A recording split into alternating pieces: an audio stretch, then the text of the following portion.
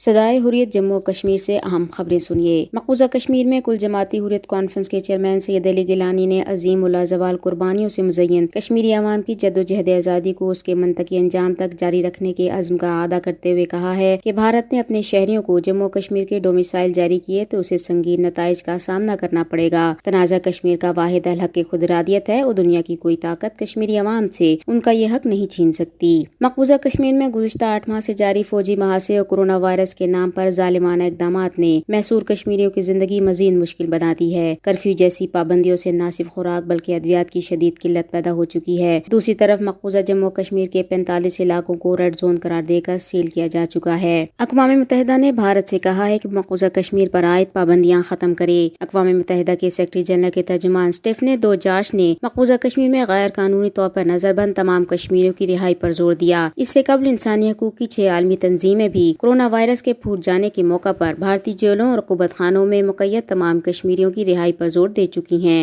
भारतीय हुकूमत की तरफ से बैनुल-अक़वामी बरादरी की आंखों में धूल झोंकने और अपने पर से दबाव को कम करने की कोशिशें जारी हैं। मकबूजा कश्मीर में काले कानून PSA के तहत गिरफ्तार 16 नजरबंदों को श्रीनगर सेंट्रल जेल से रिहा किया गया है, जबकि दूसरी जानिब पुलवामा और शुपियां के मुख्तलिफ इलाकों में तलाशी ऑपरेशन के दौरान मजीद 7 नौजवानों को गिरफ्तार किया गया। किरन कपाड़ा में एक फौजी ऑपरेशन में शहीद किए गए 3 नौजवानों के लवाहिकीन ने काबिज इंतजाम से शोहदा की मैयतें उनके हवाले करने का मुतालबा किया है। खबरें खत्म हुई।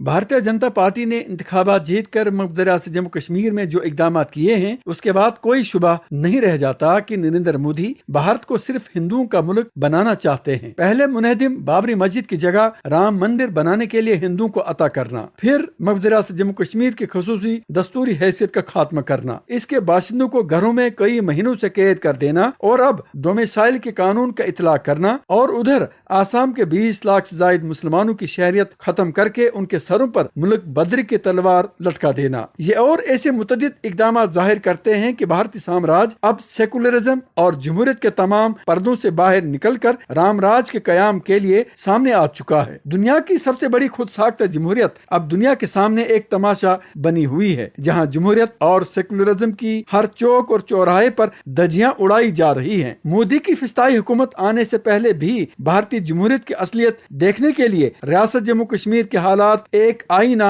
फराहम कर रहे थे। अब किसी को शुबा नहीं होना चाहिए कि ये नाजी तर्ज की एक हिंदू फिस्ताई रियासत बन रहा है, और इस सिलसिले में कोई खुश फहमी में मुब्तला होने का मुतमहिल नहीं हो सकता। भारत के ये अज़ाइम जाहिर करते हैं कि वो भारत को न सिर्फ हिंदू रियासत बनाना चाहता है बल्कि वो खित्ते में चौधराहट कायम करने का भी ख्वाहां है।